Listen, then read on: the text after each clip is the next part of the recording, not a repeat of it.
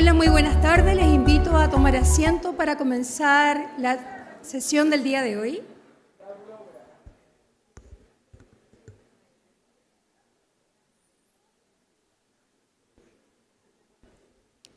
Muy buenas tardes a todas y todos. Les damos la más cordial bienvenida a esta segunda charla del ciclo de Arte y Ciencia, Mentes que Inspiran.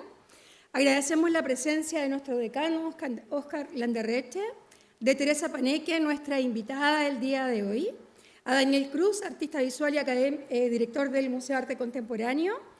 Y les quiero comentar que este ciclo se realiza desde las escuelas de pregrado en el marco de los electivos de entorno social y científico, con el objetivo de expandir el conocimiento de nuestra y nuestros estudiantes y la comprensión en otras áreas del conocimiento tan relevantes como las ciencias y las artes.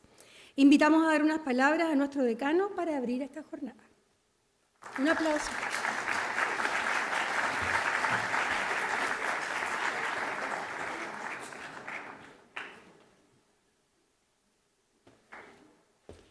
Bien. Buenas tardes.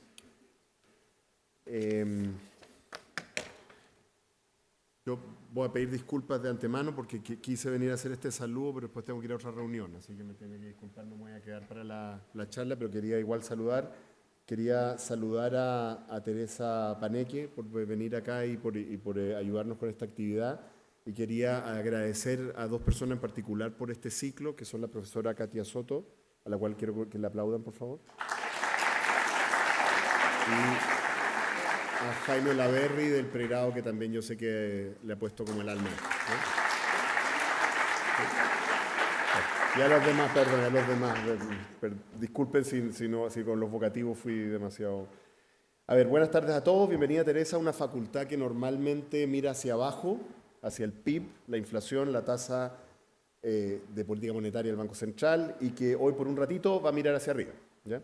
Entonces voy a robarle el marco conceptual a tu disciplina para aprovechar de dejarle al público algunas ideas que quizás les sirvan para relacionar lo que tú haces con lo que ellos están aprendiendo. Hay una discusión que ustedes, los astrónomos y físicos teóricos, llevan siglo y medio dando vuelta, y que nosotros los economistas hemos evitado con el mismo entusiasmo con que evitamos hablar de nuestras proyecciones fallidas. La pregunta de si el universo es determinista o si hay en algún nivel algo parecido al libre albedrío, o si ustedes quieren, en la autonomía individual. Laplace pensaba que con suficiente información y datos uno podía calcular el futuro entero del cosmos como quien calcula una trayectoria balística. La mecánica cuántica le aguó la fiesta. Y desde entonces, cosmólogos y físicos teóricos discuten con ecuaciones que los economistas envidiamos, digamos la verdad, si la libertad es real o si es simplemente la ignorancia que tenemos sobre nuestra propia física y los límites de nuestra capacidad de modelar. ¿Y por qué importa esto a un economista?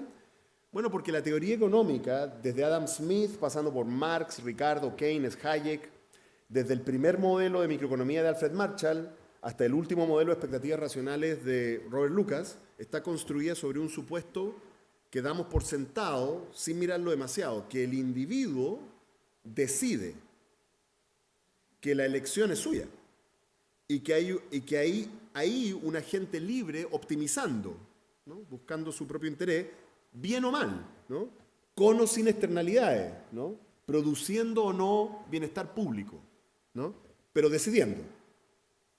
Y hoy, cuando los algoritmos predicen lo que vamos a comprar antes que lo sepamos nosotros mismos, ¿cierto? ¿No es cierto? Entonces, ¿no? Todo le ha pasado, ¿no? Que los hijos empiezan a hablar de pizza y te sale una cuestión de pizza. Ya, bueno. Cuando la inteligencia artificial modela nuestras preferencias con una precisión que empieza a incomodar, la pregunta cosmológica se nos volvió doméstica. ¿Cuánta autonomía real tiene esa libre elección sobre lo que construimos toda una ciencia social?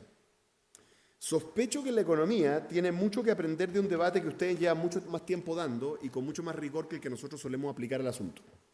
Y aquí quiero traer, aunque sea de manera liviana, aquí te voy a testear un poco, mira, una idea que yo encuentro hermosa y me la topé por si acaso cuando estaba escribiendo un libro, y me conseguí que me nombraran de profesor visitante en la Universidad de Oxford, que es donde yo me crié cuando chico, básicamente para ir a la biblioteca, para ir a la Bodleian a escribir. Y para sacar la vuelta del libro que estaba escribiendo me iba a Blackwell's, que es como la librería antigua de ahí. Y ahí estaba firmando libros este personaje. Y por lo tanto le compré el libro, hice que me lo firmara y me lo leí. No porque simplemente me pareció que ya que está. Y este es un físico teórico muy famoso que se llama Lee Smolin. ¿Ya? Y Lee Smolin es un personaje muy interesante porque es lo equivalente al mundo, en el mundo de la física teórica, más o menos al rol del economista heterodoxo en un congreso de la Escuela de Chicago. Eso es más o menos como lo que es Lee Smolin. Porque él es el que se para en medio de la ortodoxia, por ejemplo, de una cosa que se llama la teoría de cuerdas, que es una teoría muy popular entre la física teórica, y él la objeta, ¿no es cierto?, entre medio de la teoría de cuerdas, con sus dimensiones extras, su elegancia matemática, y pregunta con cara inocente, perdón, pero ¿dónde está la evidencia? ¿Esto es falseable? Falseable, que es un concepto muy central en lo que hacemos acá. Y que los teóricos de cuerda, según cuentan, no siempre les gusta que les recuerden. Smolin propuso, a cambio de la gran teoría unificada para todas las leyes físicas del universo, que quizá la búsqueda de esa teoría es una quimera. Que el universo, miren la idea, que lo encuentro genial, que el universo mismo quizás es un sistema evolutivo, que no solo las estrellas y las galaxias evolucionan, sino que posiblemente incluso las propias leyes de la física han ido cambiando en la larguísima historia del universo. Generación cósmica tras generación cósmica, como en una sabana africana darwiniana, pero de escala del cosmos entero. Aquí te voy a confesar algo, Teresa. Yo he visto muchas de tus notas y videos y se las he mostrado a mis hijos, ¿ya? Pero no logro recordar si en alguno de ellos te has metido con este tipo de cosas. No estoy seguro. O de los debates contemporáneos sobre física teórica, no estoy seguro. Sospecho que es un poquito como demasiado, quizá. Así que te dejo esta pregunta. ¿Qué piensas tú de esto? ¿Le parece a una astrónoma seria una intuición sugerente, una linda metáfora con poco sustento observacional? Porque si esto fuera cierto, lo de Smolin, fíjense bien, si fuera cierto, entonces nosotros, los seres humanos, con nuestra química de carbono, nuestra cultura, nuestras instituciones, nuestros bancos centrales, somos, en algún sentido literal, un experimento del universo consigo mismo. Y no un experimento cualquiera. Buena parte de lo que fabricamos los seres humanos, aleaciones, plásticos, fármacos, hormigón armado, no se ha detectado en ninguna otra parte del universo observable. Son materiales que solamente lo hemos hecho los seres humanos. Entonces, eso significa que le estamos añadiendo al cosmos, como mínimo, materiales que el cosmos por sí solo jamás produjo. Cuando construimos una catedral gótica, estamos organizando piedra en una geometría que ninguna fuerza física del universo, dejada a su propia suerte, habría elegido jamás. Cuando componemos una sinfonía, estamos ordenando el aire en secuencias que ningún viento, ningún colapso estelar, ninguna ley conocida de la física habría producido sin nosotros. Ese dato a mí como economista me deja como sin aliento. Quizá la economía no sea solo la asignación de recursos escasos, sino la manera en que el universo a través de nosotros sigue experimentando consigo mismo, sigue intentando crear nuevas formas de belleza. Quizá la innovación, esa variable que tanto nos importa para explicar el crecimiento, tenga un rol mayor, trascendente, casi cósmico. Y quizá tú, Teresa, que estudias cómo nacen y evolucionan las estrellas, deberías alguna vez voltear el telescopio hacia abajo, ¿ya?, hacia esas otras pequeñas estrellas que la economía y la innovación encienden aquí abajo. Hay de todo tipo. Enanas blancas que llevan décadas ardiendo despacio, sin gloria ni ruido, sosteniendo silenciosamente el sistema entero. Esas son nuestras instituciones, nuestras empresas centenarias, el capital paciente. Gigantes rojas, que se hincharon demasiado rápido, que consumieron todo su combustible en una expansión espectacular y ahora amenazan con colapsar sobre sí mismas. Esas son las burbujas, las modas de inversión, los fraudes piramidales, los unicornios que valen más en el papel que en la realidad. Azules que arden con una intensidad casi violenta y se agotan jóvenes, fulgurantes y efímeras, hermosas como todo lo que es azul. Estas son las startups que todos aplauden en la portada y que 2 años después nadie recuerda. Y amarillas, como la que nos da luz a nosotros, ¿no es cierto?, ni las más espectaculares, ni las más fugaces, sino las que arden con la paciencia exacta para que algo alrededor suyo tenga tiempo de convertirse en vida. Esas son quizás las innovaciones silenciosas, la electricidad, la vacuna, la instrucción pública, las que no hacen ruido, pero terminan sosteniendo civilizaciones enteras. Y si cada uno de nosotros es, como decía, un experimento, una mezcla absolutamente irrepetible de física, biología, historia evolutiva, cultura y circunstancia social, entonces se sigue de ahí algo que quisiera dejarle a ustedes, a los estudiantes, como tarea moral y no solo intelectual. Tenemos el deber de ser complejos, de ser interesantes, de ser distintos, de llevar la mezcla particular que somos, cada uno de nosotros, hasta el límite, hasta sus últimas consecuencias. Y en hacerlo, en arder con esa intensidad, estamos en realidad celebrando y venerando el orden cósmico del que somos hijos e hijas. Y esto no para diferenciarnos en el sentido competitivo, ¿no es cierto? Y algo vacío que a veces le damos en esta facultad esa palabra, sino porque cada uno de ustedes es literalmente una configuración del universo que no se va a repetir. Desperdiciar esa configuración en la uniformidad, en la respuesta esperada, en la carrera profesional sin sorpresa, sería, permítanme el término técnico, una ineficiencia cósmica y una falta de respeto a esos dioses que Teresa mira a través de sus telescopios. Teresa, gracias por venir a recordarnos a los que pasamos el día mirando planillas de Excel, que también somos polvo de estrellas, es cierto, polvo de estrellas que se la pasa haciendo cálculos de tasa de interés, creando empresas, diseñando políticas públicas e instituciones, innovando, evolucionando en el rincón que nos tocó de este hermoso universo que tú te has dedicado a mostrarnos, pero polvos de estrellas, al fin y al cabo, bienvenida a la FEN y me despido porque me tengo que ir. Muchas gracias.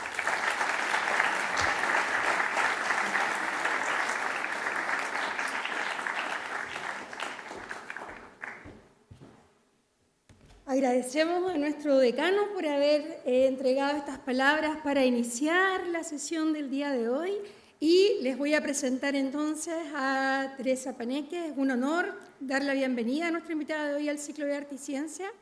Teresa es destacada astrónoma, investigadora y una de las referentes más influyentes en comunicación científica. Es licenciada y magíster en astronomía de la Universidad de Chile.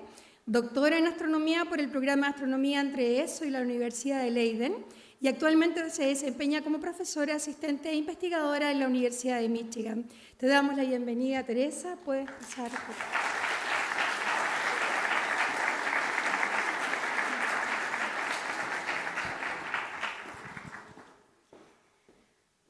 Uy, bueno, difícil tarea seguir después de las palabras del decano. Yo creo que ha sido, no está aquí, pero ha sido una de las mejores introducciones que he tenido jamás.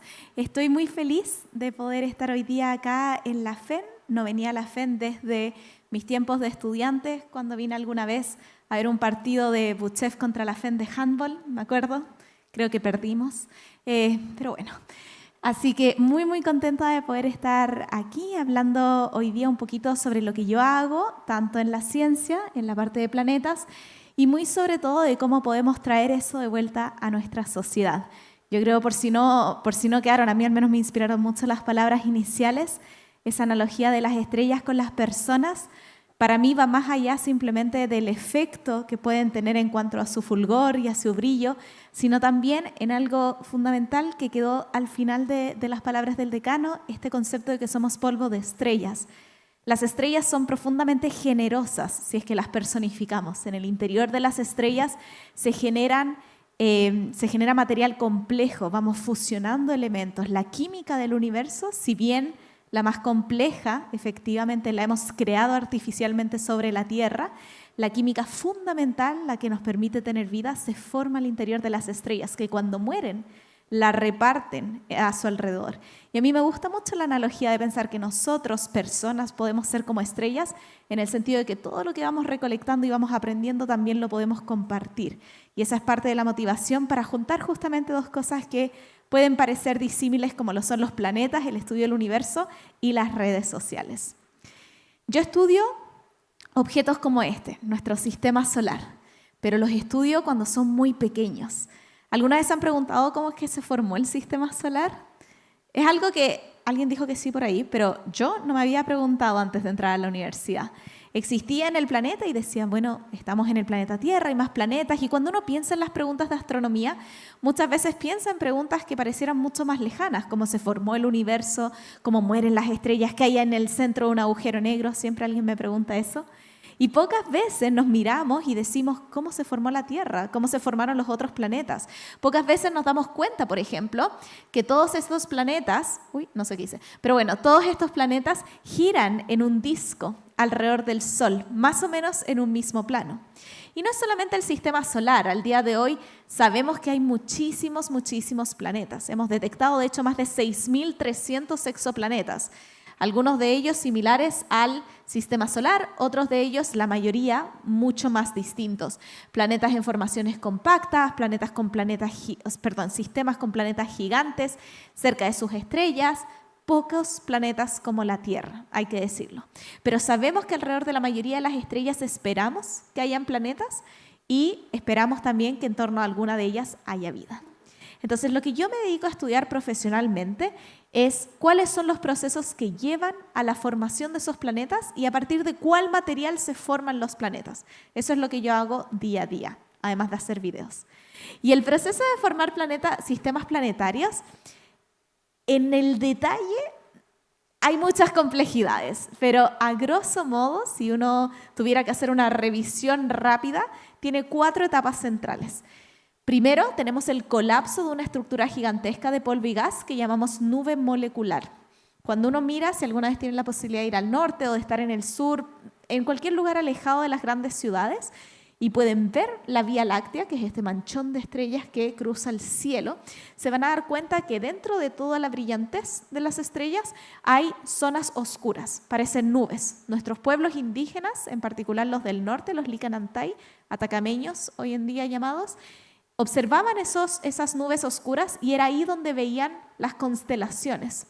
No veían escorpiones, centauros o, no sé, dioses balanceando escalas y libra. No, lo que veían era los manchones y en los manchones dibujaban formas como serpientes, llamas, ranas, sapos, ríos.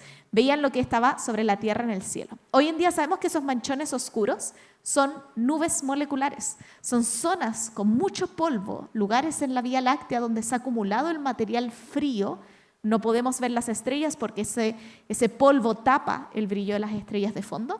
Y cuando ese material colapsa, se forman nuevas estrellas. Son cunas estelares, cunas planetarias. Porque cuando se forma una estrella, muchas veces también, la mayoría de las veces pensamos, vamos a formar planetas. Eso ocurre porque si hacemos zoom al colapso de la nube molecular, vamos a ver que en cada uno de los puntos donde se está colapsando el material para formar una estrella, está también formándose un disco de polvo y gas, de ese mismo material. Esto yo siempre lo ejemplifico, es como si uno llena el lavaplatos o una tina o lo que ustedes quieran. Si lo llenan de agua y luego les sacan el tapón, el agua obviamente no va a caer de inmediato al drenaje, sino que va a tardar en caer y a medida que cae, de hecho, va a empezar a girar. Eso en física se conoce como conservación del momentum angular. Cuando este material colapsa, lo hace con un pequeño giro y a medida que va colapsando, no solamente se va centrando en el punto central, que va a ser la estrella, sino que además va a generar una estructura, un disco de polvo y gas. Ese disco de polvo y gas, con el paso del tiempo, cuando pasen más o menos 1 millón de años, que suena mucho, pero no es tanto.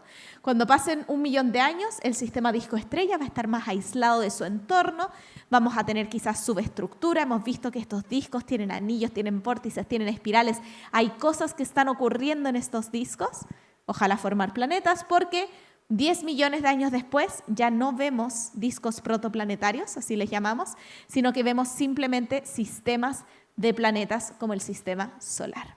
El hecho de que el sistema solar, como decía antes, tenga todos los planetas en un disco es porque se formaron de un disco de polvo y gas. Los remanentes de ese disco es lo que hoy en día conocemos como los cinturones de asteroides, el que está entre Marte y Júpiter y el cinturón de Kuiper que está más lejos, más allá de Neptuno. Podemos ver evidencia del colapso de material en la nube de Oort, que es como una nube esférica que cubre todo el sistema solar con pequeñas partículas de polvo. Y por eso nos interesa también estudiar ese tipo de material, porque es el material pristino a partir del cual nos formamos. Ahora, esto es lo que yo hago en mi vida profesional.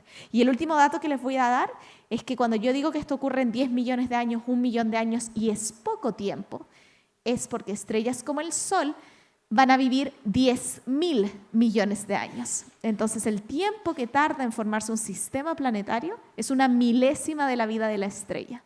Si lo comparamos a un embarazo humano, donde nosotros tardamos 9 meses en formarnos, más o menos 1 año, nosotros, no sé si esto, supongo que no ocurre tanto en economía, pero en física nos encanta aproximar órdenes de magnitud.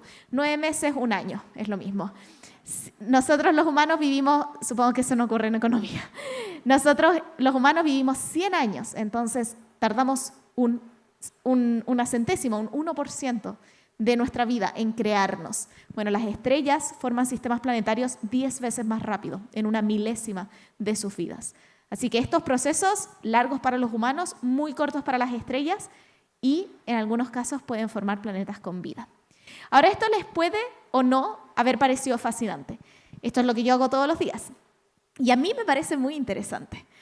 Pero también, como yo decía al comienzo, una de las preguntas que más me acomplejaba a medida de que escribía mi tesis, que hacía mi investigación, era cómo lo que yo estaba haciendo realmente volvía a la sociedad. Hoy en día hay todo un debate público sobre si cómo la ciencia se ve reflejada en progreso para la sociedad, cómo se ve reflejada en progreso económico para la sociedad. Y la astronomía, por muy maravillosa y fascinante que nos parezca, es una de esas ciencias básicas que pareciera ser que directamente no tiene tanta conexión con la sociedad. Por supuesto que yo no estaría haciendo esta charla si yo pensara que eso es así. Yo creo que hay muchas maneras en las cuales desde la ciencia aportamos a la sociedad activamente. Pero además podemos ir más allá y no solamente quedarnos en nuestro escritorio aportando a la sociedad, como vamos a ver, sino que en mi caso hacer divulgación, conectarme con la educación y con la promoción del pensamiento científico. Esta imagen que están viendo de fondo es una imagen de una supernova, que es el proceso a través del cual una estrella colapsa y, como decía al comienzo, entrega todo ese material que ha estado generando en su interior en su entorno. Las estrellas, al igual que nosotros, de nuevo, están haciendo procesos que después ayudan a crear un universo más complejo. Y yo creo que cuando pensamos en volver a la sociedad desde cada una de nuestras áreas, en mi caso la astronomía, en el caso de muchos de ustedes la economía, tenemos que pensarlo de esa manera. ¿Qué es lo que yo estoy contribuyendo para mejorar y para hacer un futuro más próspero para los que vienen después? Entonces, en el caso de la ciencia y en particular la astronomía, la ciencia es colaborativa, es muy colaborativa.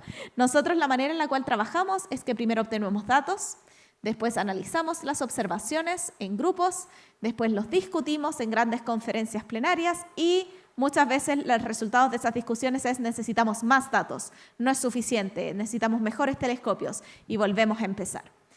Este círculo parece muy cerrado. La gente, de hecho, tiene la impresión de que la ciencia ocurre en un pináculo de la verdad, en una torre alejada del resto de la sociedad y que no interactuamos, sobre todo cuando hablamos de ciencias básicas como la astronomía. En la realidad, cada paso impacta a la sociedad. Cuando estamos obteniendo los datos, se necesita desarrollar tecnología. Se necesitan hacer tratados internacionales para poder poner los telescopios. Los telescopios del norte de Chile, en particular, ahí les estoy mostrando el telescopio con el que yo trabajo, que en eso se equivocó el decano, yo no miro. Los telescopios que yo observo son observatorios de radio, así que ven luz que mis ojos jamás podrían ver y solamente obtengo la información del cielo en mi computador. Pero ese tipo de telescopios como el de ALMA fue necesario que se juntaran 3 consorcios, consorcio norteamericano, asiático y europeo.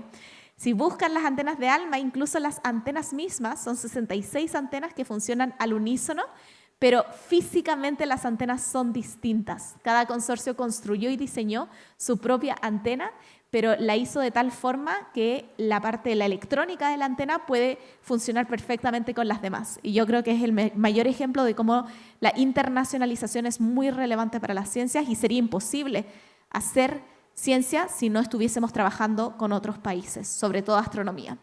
Tratados internacionales se generan empleos, por supuesto. Hay una gran cantidad de personas desde las áreas técnicas, desde la ingeniería, desde la administración, que trabajan en estos observatorios que son internacionales. Cuando analizamos las observaciones, de nuevo, pareciera que cada uno está en su escritorio trabajando. En la práctica se están desarrollando técnicas aplicables a la industria. La inteligencia artificial, el aprendizaje de máquinas, son cosas con las cuales los astrónomos llevan trabajando mucho tiempo. no inteligencia artificial generativa, pero sí los procesos estadísticos que nos llevan a poder incorporar las máquinas en el análisis de grandes bases de datos. Y son cosas que después esas técnicas también fluyen hacia la sociedad. Temas de óptica, lentes, transmisión de señales, todo eso que se genera para un objetivo científico muy concreto, luego vuelve a la sociedad. Y finalmente, en las conferencias plenarias existe una discusión.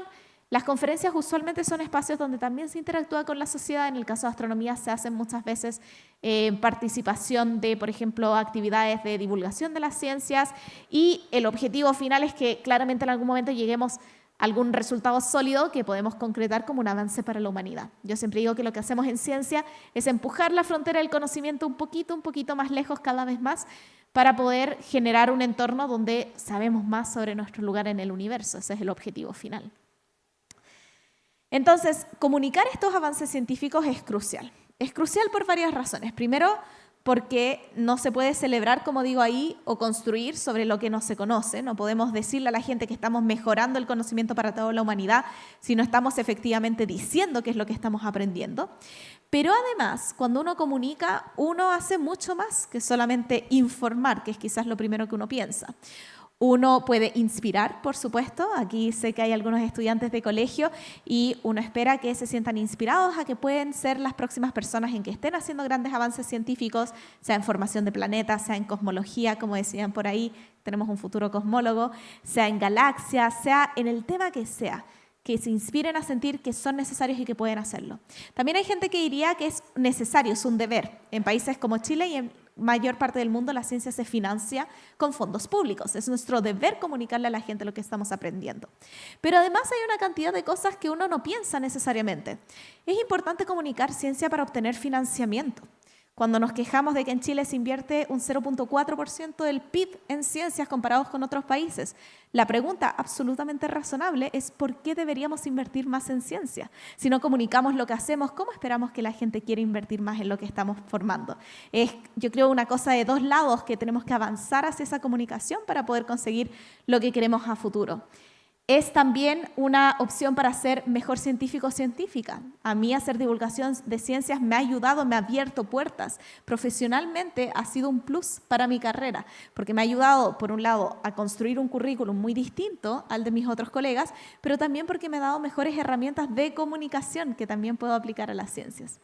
Y algo que también me gusta destacar es que es muy importante para impactar en políticas públicas. El mejor ejemplo de esto es el cambio climático, o por ejemplo la importancia en salud pública de las campañas de vacunación, o si hablamos de las ciencias sociales, de ciertas campañas que se hacen hoy en día o discusiones respecto a si deberíamos prohibir o no los celulares dentro de la sala de clases. Esos son resultados que nacen a partir de investigaciones del área de la geofísica en el caso del cambio climático, del área de la medicina en el caso de las vacunas, del área de la sociología, las ciencias sociales, la educación, en el caso de la discusión sobre los celulares. Si no comunicamos cuáles son esos resultados, entonces no vamos a poder impactar de forma positiva en lo que ocurra a futuro. Así que comunicar es importante, pero ¿cómo lo hacemos? Yo no sé cuántos de acá estén interesados en hacer comunicación científica, pero a mí siempre me gusta en esta charla brevemente decir algunas cosas que pueden parecer obvias, pero que a veces no las hemos planteado. Esto es como del colegio.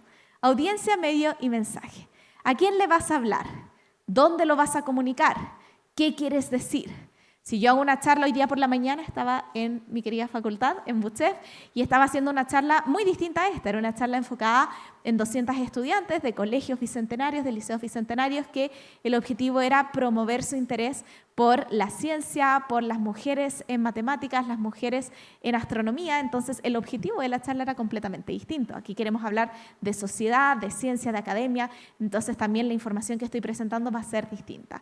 ¿Cómo lo voy a comunicar? Cuando uno está haciendo una entrevista en tele, donde tienes imágenes, es muy distinto a hacer una entrevista en radio, donde la gente solamente tiene la audición y quizás está haciendo otras cosas como manejando mientras está escuchando. Entonces, practicar esos mensajes y realmente pensar en lo que queremos decir es algo fundamental para comunicar cualquier tipo de ciencia, no solamente astronomía. Algo que me gusta mucho es este concepto de dar vuelta a la pirámide. En la investigación, en la academia, estamos acostumbrados muchas veces a hacer un contexto amplio. Primero explicamos cuál es el estado del arte, qué es lo que vamos a hacer, qué es lo que se ha hecho antes. Damos toda una explicación para después analizar cómo vamos a hacer nuestro estudio, cuáles son los detalles metodológicos, cuáles son los resultados y las conclusiones vienen al final de un artículo científico. Cuando hacemos comunicación de ciencias, un video en TikTok, algo en redes sociales, queremos hacerlo al revés. Queremos comenzar con los resultados nuevos, hablar sobre por qué importa y después dar los detalles adicionales. Ahora, los detalles adicionales son muy importantes. Si no tenemos un titular sensacionalista, que puede ser falso, que no tiene ese sustento que sí necesitamos para que las personas puedan aprender un poco más. Y esto puede seguir creciendo, puede ir más allá de una charla, puede ir más allá de un video. Tenemos docentes acá, ¿verdad? Docentes de colegio, ¿cierto? Yo sé que hay algunos porque me saludaron. Bueno, ahora están tímidos, ahí están. Pero hay muchas veces en que la gente piensa que yo, porque estoy en redes sociales, como que pienso que las redes sociales son lo máximo y que todos deberíamos estar informando en redes sociales. Esa no es mi opinión. Yo creo que las redes sociales son una herramienta muy potente, pero que nunca, por ninguna razón, reemplaza lo que se está haciendo en la sala de clases. La enseñanza de la ciencia va mucho más allá de un video. Lo que yo busco en el video es generar un interés, generar una conversación, generar una discusión, pero es ampliando esta pirámide donde uno puede hacer un impacto más profundo. Y ese impacto más profundo va más allá de esos circulitos, sino que nos permite tener una visión a largo plazo, nos permite tener un impacto permanente en políticas públicas, nos permite promover el pensamiento crítico y la confianza de la sociedad. Yo no quiero una sociedad donde, porque lo vi en un video de la Tere Paneque, es cierto, porque igual que lo vieron en un video de la Tere Paneque, lo vieron en un video de El Universo es Plano 526, que tiene muy buenas gráficas y que les está diciendo que viene un no sé, cometa gigante que va a impactar contra la Tierra y nos va a destruir a todos. Entonces, es importante generar pensamiento crítico. Cuando yo veo algo que me interesa, busco más información, no lo comparto. Lo pienso, lo busco y después lo veo. Democratizamos el acceso a la ciencia. El acceso al conocimiento no debiese estar encerrado en la academia, debiese estar abierto, debiésemos estarlo ocupando activamente y colaborando con los docentes para que sea parte de la sala de clases. Y eso no quiere decir que vamos a tener a los estudiantes resolviendo la teoría de cuerdas en la sala de clases, ¿ok? Pero sí quiere decir que les vamos a entregar las herramientas para que se sientan que pueden ser parte de ese descubrimiento, que la educación no se vuelva algo que es solamente para algunos, sino que la ciencia se amplíe y pueda hacer algo al alcance de cualquier persona a través de las preguntas. Y algo que me gusta mucho también destacar es que derribamos algunos estereotipos de género. Cuando nosotros mostramos realmente quiénes hacen ciencia y cómo hacemos ciencia, nos encontramos con que hay un montón de mujeres en todas las áreas científicas, con que pese a que por muchas décadas y siglos no se nos permitiera estudiar, siempre estuvimos ahí, haciendo aportes desde otros lados, desde momentos en los cuales quizás no se consideraba que algo era ciencia, pero realmente estábamos haciendo grandes avances.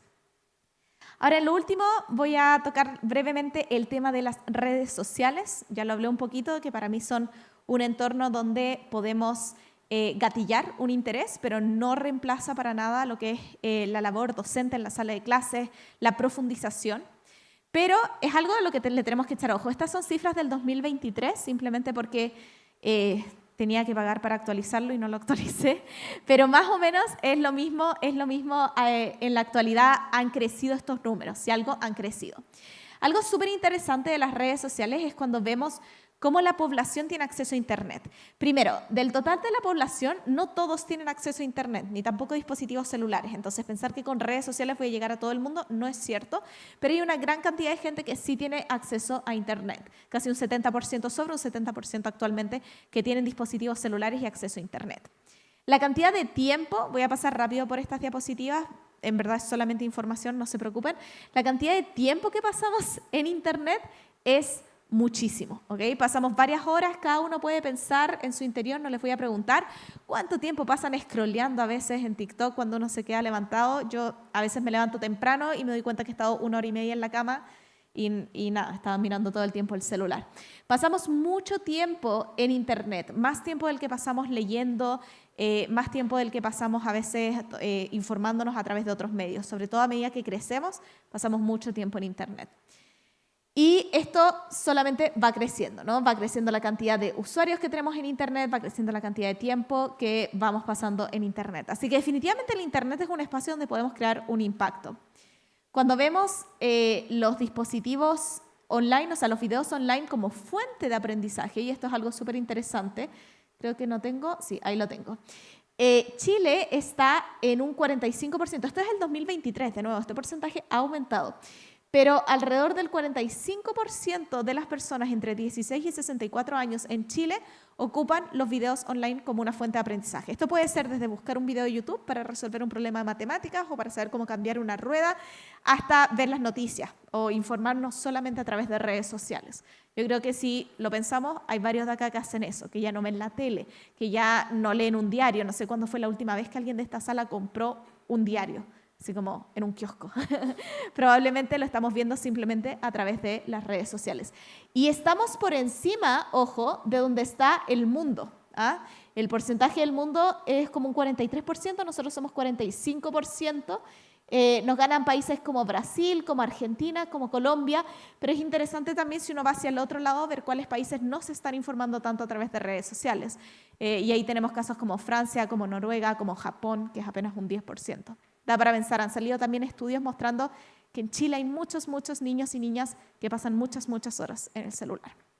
En definitiva, en todo este contexto nace Tere Paneque, los números han cambiado un poco. Tere Paneque, bueno, soy yo. Yo a veces hablo de Tere Paneque en tercera persona, pero soy yo, no tengo personalidad múltiple.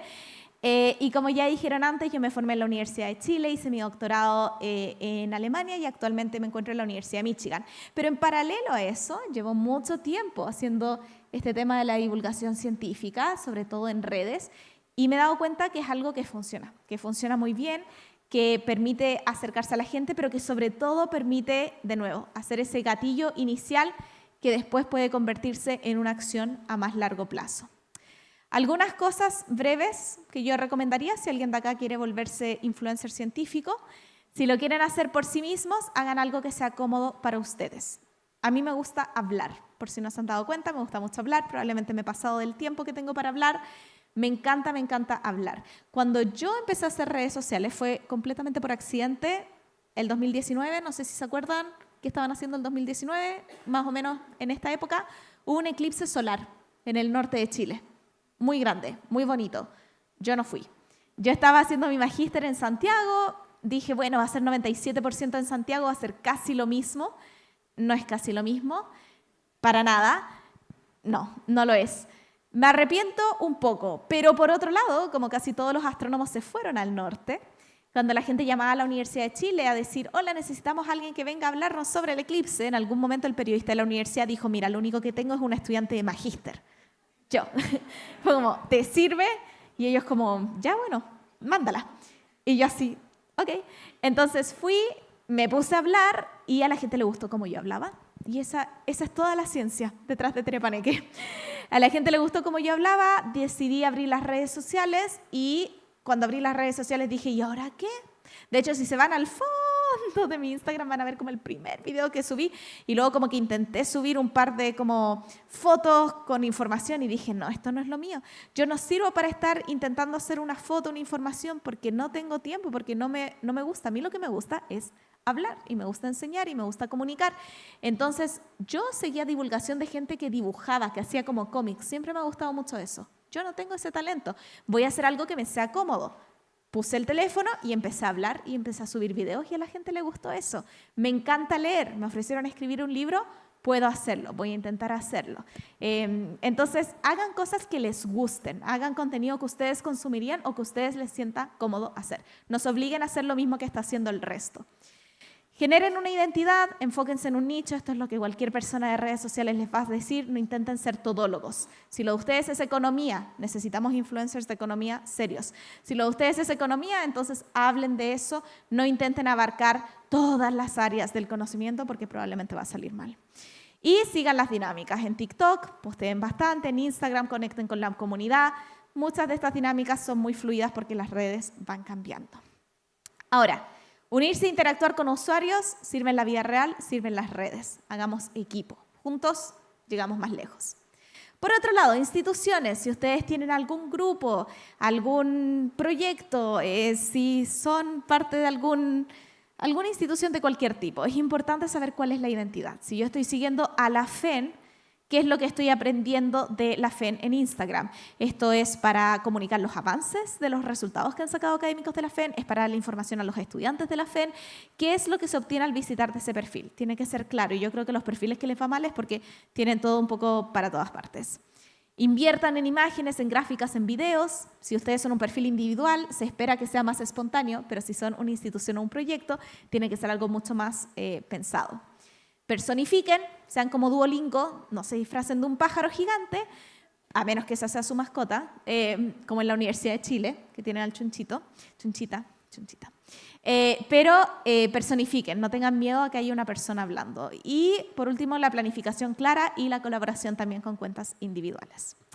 No hay una receta mágica, eso es lo más importante. Ustedes pueden hacer todo esto o hacerlo todo distinto y les puede salir bien o les puede salir mal.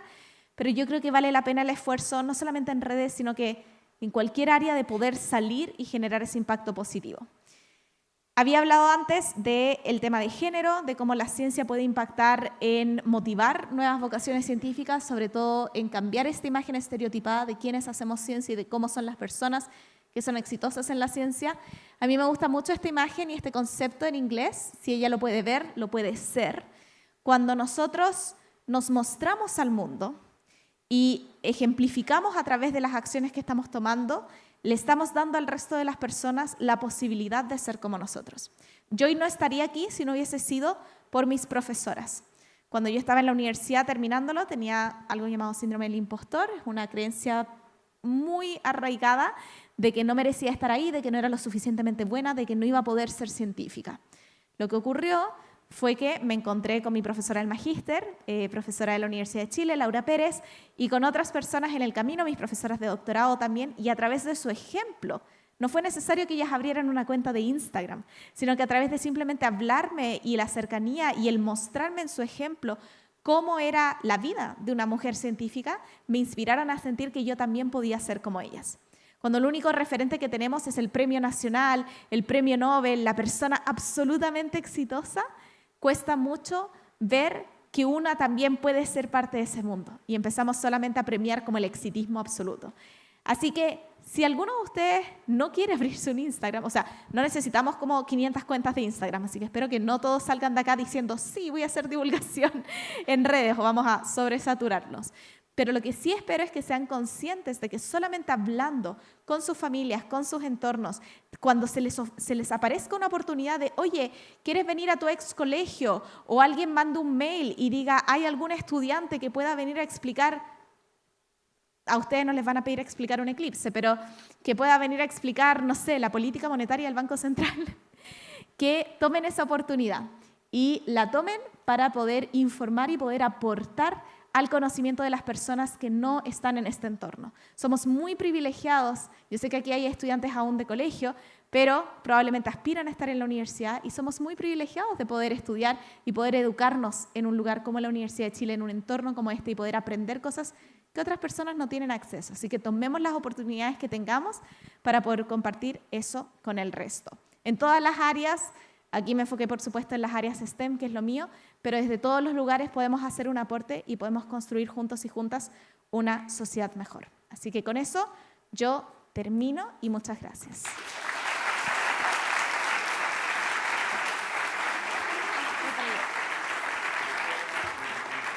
Agradecemos a Teresa por su charla, invitamos a Daniel Cruz y vamos a tener un breve espacio para preguntas. Y al final de las preguntas va a haber el sorteo de los libros, ¿verdad? Va a haber un sorteo de libros en función de las preguntas que van a hacer.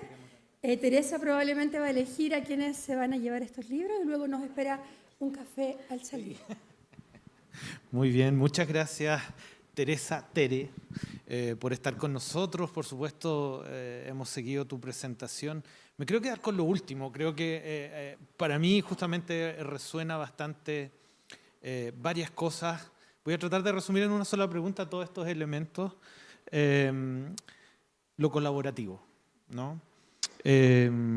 Hay un escritor norteamericano que justamente habla de un concepto, los estudiantes que están de mi clase van a recordarlo, que es esta noción del excedente cognitivo, ¿no? Que justamente cuando trabajamos en redes y colaboramos, aparece algo que quizás las tecnologías tampoco han pensado, quizás finalmente el tiempo muerto también que acontece en la colaboración con otros hace emerger elementos de particularidad sobre el desarrollo y sobre los siguientes pasos que debemos dar como sociedad.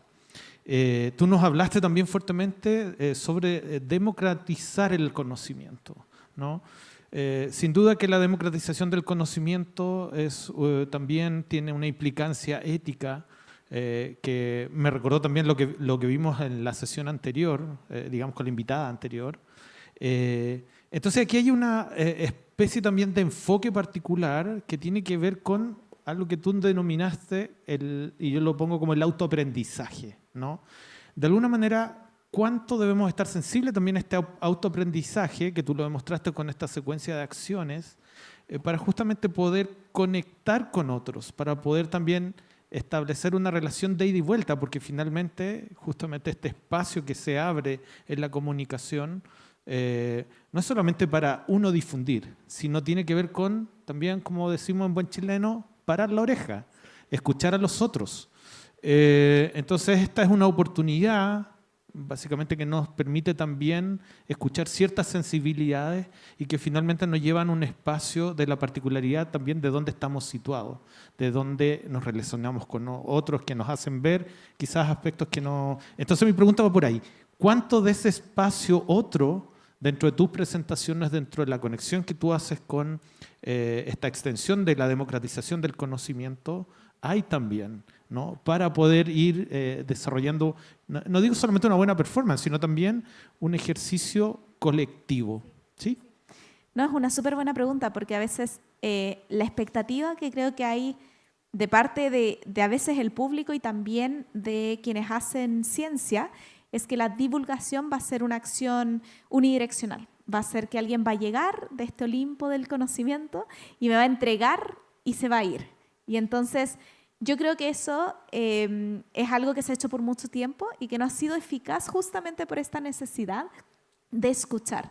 Hay comunidades, yo creo que el mayor ejemplo que tenemos, por ejemplo, en Chile, es la comunicación que tenemos con nuestros pueblos indígenas y esta idea de que nosotros tenemos que enseñarles, cuando en realidad ellos llevan mucho tiempo haciendo su propia experiencia científica y aprendiendo sobre su medio cosas que cuando estamos atentos a escuchar, podemos también aprender e incorporar. Entonces yo creo que la ciencia y la divulgación de la ciencia siempre tiene que ser un acto que tenga mucha humildad, que recordemos que parte de la ruta científica es el equivocarse, que en la ciencia no hablamos de verdades absolutas. Nosotros lo que hacemos es modelos de la realidad. En las palabras del decano, de hecho, al comienzo, es que en verdad me encantaron, las palabras del decano cuando él hablaba sobre esta idea de replantearse las teorías. Yo no sé de esa teoría en particular, pero es algo que constantemente ocurre en la astronomía y en otras ciencias. Hace 100 años pensábamos que la Vía Láctea era todo el universo. Entonces yo creo que uno tiene que recordar esa humildad de que estamos generando un modelo en base a la evidencia. Hoy en día es el mejor modelo.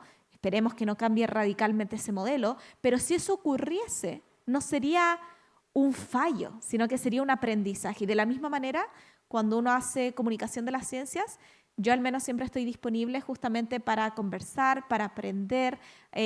Yo siempre alabo mucho la labor de los docentes y me apoyo mucho en las personas que son docentes para cualquier comentario, cualquier aporte, cualquier mejora, porque creo que esa es la manera en la cual vamos construyendo. Y hay muchas cosas de las que yo hablo. Yo estudio formación de planetas, pero he escrito libros de galaxias, de cosmología, de evolución estelar, y eso ha sido también gracias a las preguntas que uno va recolectando y muchas veces a través de esas preguntas y esos cuestionamientos, ideas que van surgiendo o aprendizajes que van apareciendo. Las redes sociales, ¿cuánto te permiten a ti también como tener esa reciprocidad, ese ida y vuelta? Muchísimo. Yo creo que eso igual es algo bueno de las redes sociales. Quizás las tiro un poco para abajo, pero creo que es bonito cuando... Yo sí creo que se puede dar una interacción de conversación en redes sociales. Yo sé que hoy en día está muy polarizado todo y que pareciera que todo es hate y que te mando un comentario y tú me mandas otro. Y eso igual se da, pero es muy tenso. Yo a veces me doy el tiempo de ir por mis mensajes y de ir respondiendo poco a poco y tratar de tener una conversación que va un poquito más allá de la inmediatez. pero yo creo que uno puede ver en redes sociales, sobre todo cuando uno habla de temas tan transversales como la ciencia, puedes tocar, de nuevo, una transversalidad de personas y tener distintas experiencias e ir recogiendo y ver más o menos opiniones, pero igual prefiero 1000 veces la interacción en persona, pero creo que es posible hacerlo a través de las redes sociales. Fantástico, muchas gracias. Bueno, ahora vamos a abrir un espacio de preguntas. Nos interesa mucho que quienes están hoy día puedan... No sé cómo hacemos esto, siempre hay muchas manos, no sé si tú quieres escoger una mano. No, yo no al azar. escojo nada, por favor. Ahí Las entró el personas de micrófono tienen que hacer Perfecto. contacto Y con aquí ellas. hay uno. Hola. Y sus nombres, por favor, dígame. Sí, mi nombre es Guillermina. Tenía 2 preguntas. La primera tiene que ver con cuáles han sido como las dificultades que te has encontrado como por ser creadora de contenido y particularmente de divulgación científica y cómo has podido enfrentarlas. Y lo otro es también cómo logras traer como a un lenguaje más común o más cotidiano contenido que quizá es muy, muy complejo, como de astronomía particularmente. Esas eran mis 2 preguntas. Gracias. Bueno, sobre la primera pregunta, yo creo que tengo la suerte de que en astronomía es un área que siempre ha estado muy ligada a la comunicación de las ciencias de una manera u otra, quizás porque tenemos imágenes muy bonitas o porque a la gente le produce una fascinación particular. Entonces, yo creo que dentro de mi área en general está bien visto y la gente acepta que uno está haciendo actividades de divulgación. Sin embargo, algo que me ha pasado, yo actualmente estoy terminando, o sea, bueno, estoy como en la mitad de mi postdoctorado en la Universidad de Michigan. A mí me gustaría mucho volver a Chile, a hacer academia desde Chile. Estoy intentando activamente. Y una de las cosas que me pasa es que, si bien la gente lo valora, yo siento que justamente por hacerlo vía redes sociales, vía videos, no bailo, y aunque bailara no habría ningún problema, pero hay una idea de una infantilización de quien ocupa las redes sociales para hacer videos y para hablar de ciencia. Entonces, creo que ese es como otro estereotipo donde es un poco social, es un poco también en mi cabeza, porque no, nadie nunca me ha dicho nada negativo, pero yo a veces pienso, hoy me estarán juzgando, estarán pensando. Entonces, creo que es algo donde es importante también que ojalá la academia valore el impacto. Uno tiene artículos científicos que pueden tener alto o menor impacto y también uno tiene un impacto social cuando hace comunicación de las ciencias que debería ser más valorado. Y sobre lo último que mencionaba, de cómo bajar los mensajes a un lenguaje más coloquial, no se puede hacer con todo. O sea, cuando de nuevo el decano preguntaba si yo había hablado de teoría de cuerdas y de estas... No, no he hablado de eso.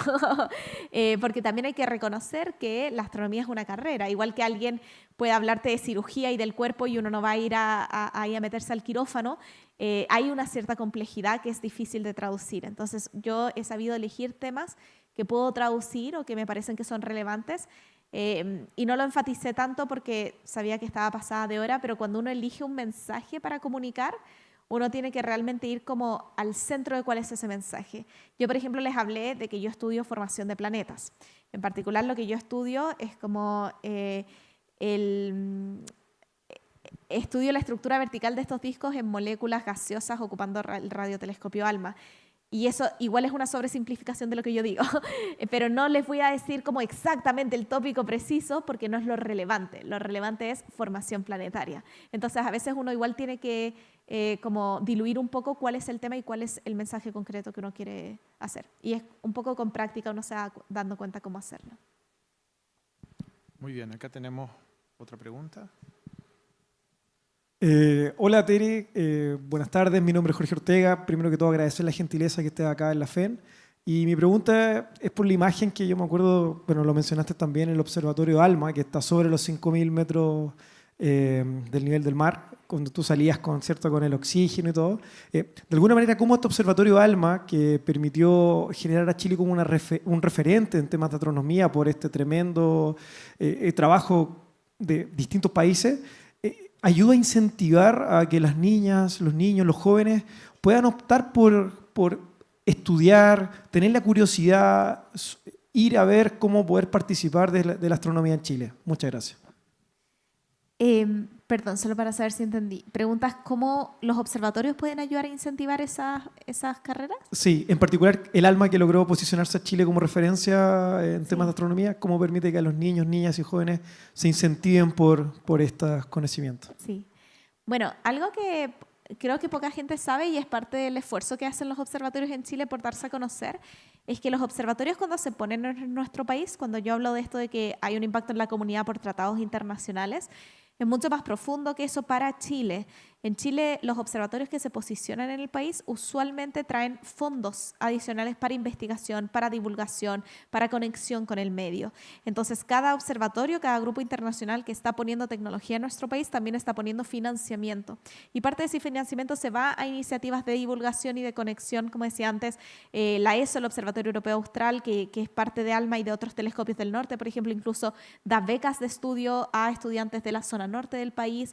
Hay esfuerzos regionales, sobre todo se enfocan mucho más en el entorno donde ellos están, quizás no tanto en Santiago, aunque tienen también casa central en Santiago, pero en el entorno. Y además de eso, también tenemos 10% del tiempo de observación que se va directamente a instituciones chilenas y que aumenta nuestra competitividad y nuestra capacidad de hacer astronomía.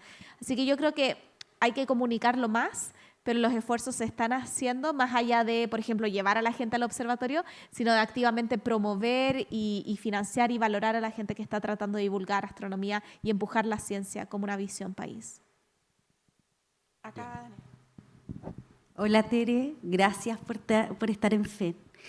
Te quería preguntar cómo fue tu proceso creativo con Carlota, cuánto te tomó la decisión de ponerte a escribir y bueno, agradezco profundamente tus libros, a mis hijas les encanta. Y también vienes tú de Buchef. ¿Cómo ves la discriminación positiva hacia las mujeres en temas de astronomía, de entrar a la universidad, de conocer, de la divulgación científica, del estudio científico y de todo lo que está pasando hoy día también con el rol de las mujeres? Eso. Muchas gracias. Bueno, sobre los libros que están aquí, para quienes no los conozcan, no hablé de ellos en la charla, en verdad, es cierto. Yo tengo 5 libros publicados del Universo según Carlota. Son novelas, no es un libro así como para ir y aprender el contenido duro. Son novelas donde Carlota y sus amistades les ocurren las cosas que les pasan a los niños en el colegio y además van aprendiendo sobre distintos tópicos. En el primero hablamos del sistema solar, en el segundo agujeros negros, en el tercero vida extraterrestre y también por ahí burbujas de información, en el cuarto de galaxias y en el último de cosmología y de cómo inicia y finaliza el universo. Y honestamente yo creo que Carlota es lo mejor que he hecho en mi vida. Está ahí arriba en las cosas que me generan orgullo. Ha sido muy bonito ver también cómo conecta con jóvenes, con adultos, con gente de todas las edades que quieren aprender astronomía. Actualmente hay más de 60.000 copias vendidas, vamos como en la 15ª edición. Es una locura, nunca me lo hubiese imaginado, pero escribirlos, la verdad, es que fue algo muy natural. Porque yo de pequeña lo que más hacía era leer. Yo siempre digo que yo entré a la astronomía buscando la magia de los libros, yo leía libros de fantasía, de dragones, de hadas, y para mí la física roza lo mágico, en el sentido de que ocupamos las matemáticas para modelar la naturaleza. Y al igual un poco que con el eclipse, que yo me quedé y llamaban y estaba ahí, me llegó un mail un día de la editorial y me dijeron, ¿has pensado en escribir un libro? Y yo me puse a llorar y dije, por supuesto, es mi sueño, como cualquier niña lectora. Así que Carlota Jiménez es el nombre del personaje que yo de pequeña me inventaba historias con mi papá. Por eso fue el nombre que le puse a mi protagonista. Y yo creo que, uniéndolo con la última parte de tu pregunta sobre Buchef y la discriminación positiva hacia género, yo espero que Carlota, Marga, Lucía, que son los personajes femeninos, junto con Daniel, junto con Luca, con Rubén, bueno, Cami también, yo espero que estén también mostrándoles, y creo que lo están haciendo a las niñas, que ellas son parte de esos espacios. Pero por mucho tiempo nos dijeron lo contrario, nos dijeron que las niñas no eran parte de estos espacios. Entonces ahí es donde ciertas políticas, como por ejemplo la política de ingreso prioritario para mujeres en Buchef o en otras áreas, creo que son importantes, porque esas políticas al final lo que hacen es decirles, tenemos un espacio reservado para ustedes porque las queremos. Y en la práctica nos damos cuenta, yo entré a la universidad en 2014, que fue el primer año donde se hizo el ingreso prioritario por género en Buchef. Y mucha gente se opuso, que se lo están haciendo más fácil, es que esto va en contra de los hombres.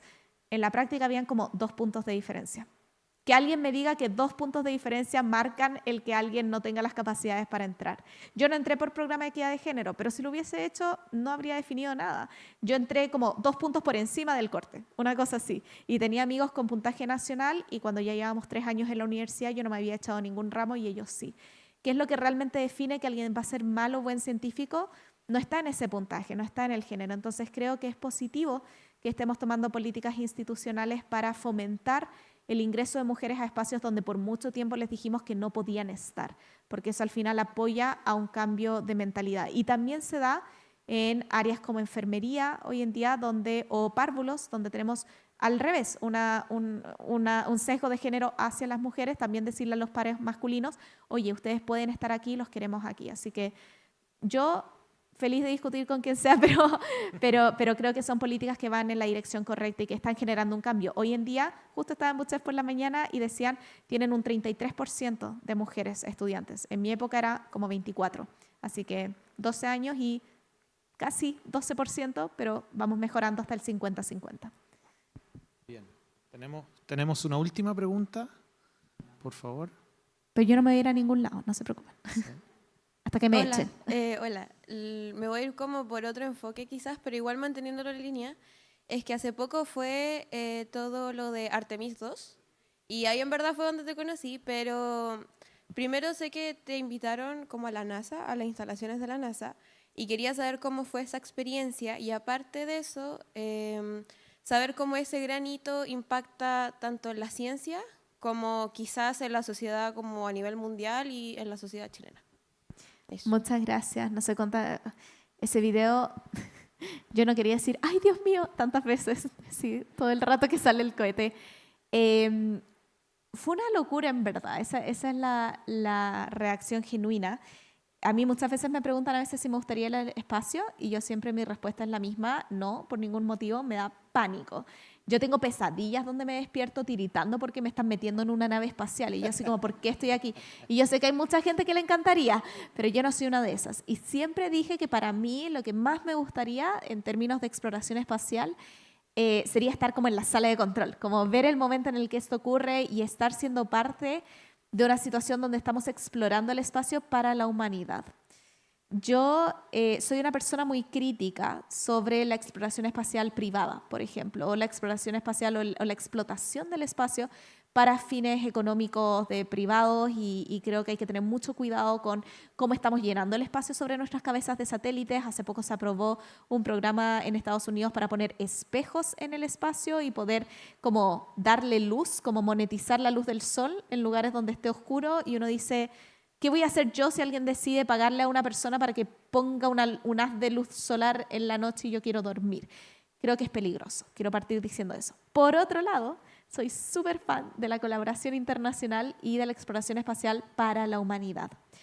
Y yo espero de corazón y yo creo que el espíritu de Artemis 2 tuvo mucho de eso. Y eso a mí me empapó y me emocionó mucho. La idea de que la NASA, si bien la NASA de Estados Unidos estaba liderando esta misión, lo hacía en colaboración con Europa, con Canadá, que había un canadiense en la misión, que había una mujer en la misión, que la tripulación hablaba mucho de colaboración, de usar las diferencias para subir adelante y de todo el esfuerzo de años de gente que ha puesto su ingenio al servicio de lograr enviar un cohete con humanos a la Luna.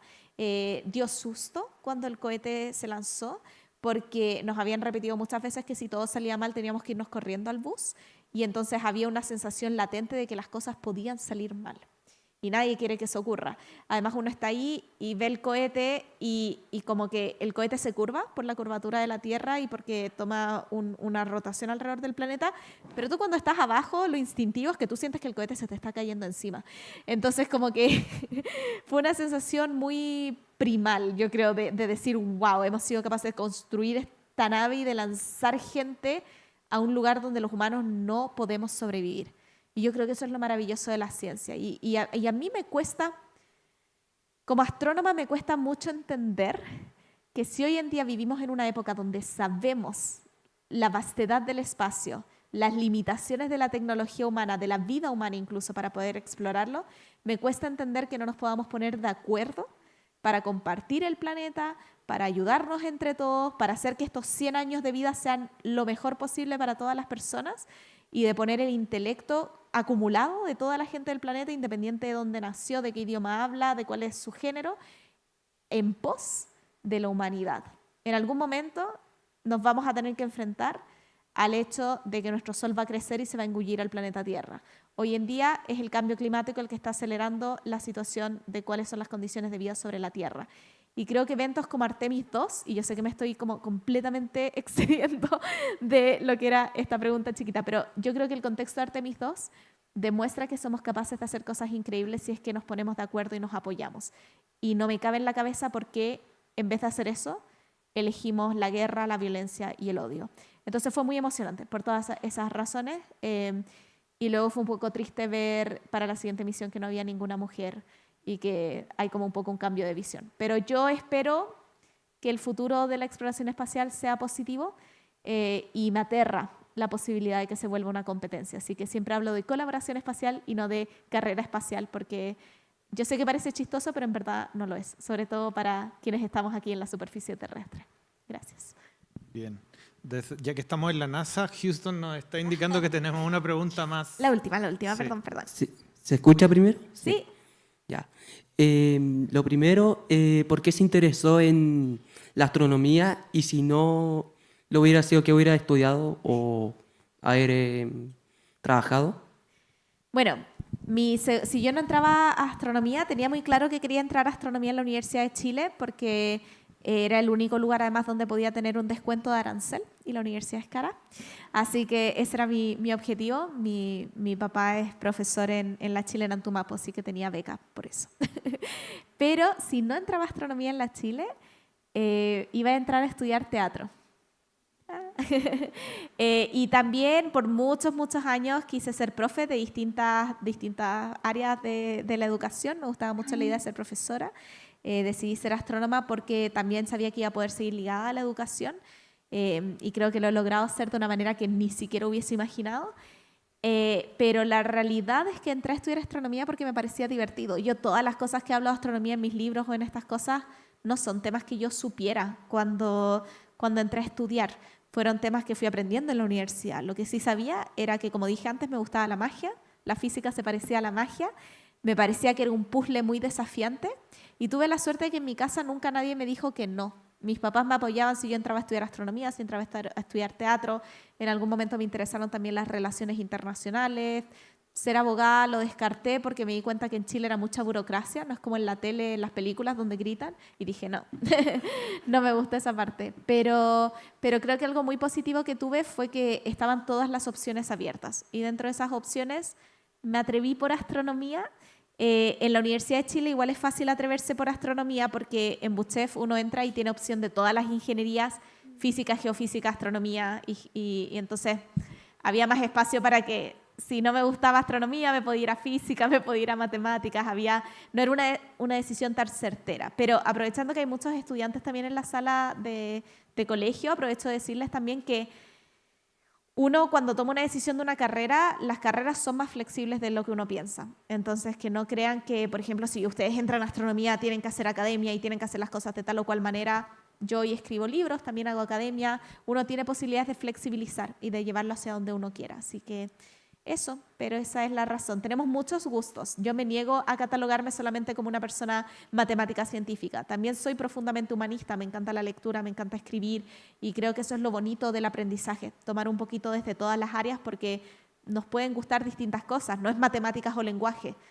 ambas cosas de hecho son un idioma, así que recuerden eso, no se definan solamente por un área del conocimiento, somos mucho más que eso. Gracias. Le damos un gran aplauso a Teresa Paneque.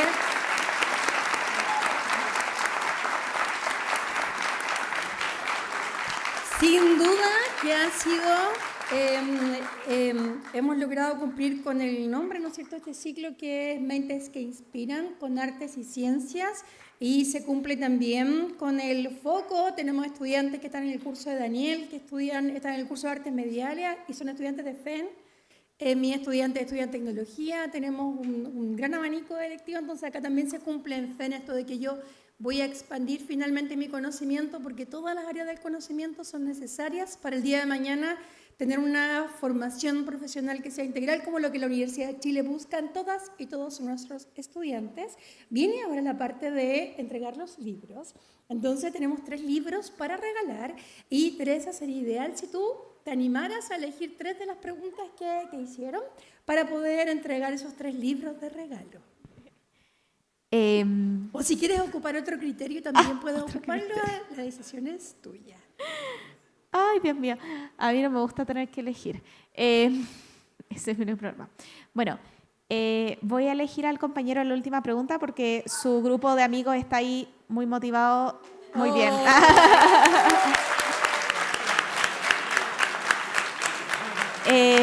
¿Nos quiere? Pueden pasar adelante a recibir Y el regalo. también voy a elegir a la... Voy a elegir a...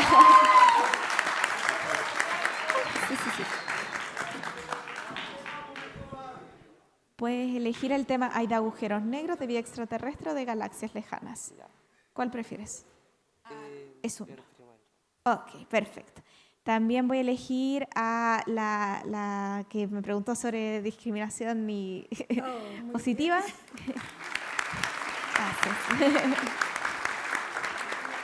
Hay de vida extraterrestre, no sé si... perfecto, ese es el tercero. Y finalmente a la de Artemis 2. Bravo. Pero todas fueron muy buenas preguntas, perdón que no podía elegir hasta esta gente. Gracias, muchas gracias. Espero que los disfruten mucho. ¿Sacamos una foto? Ay, yo tengo un regalo. Muchas gracias. Ay.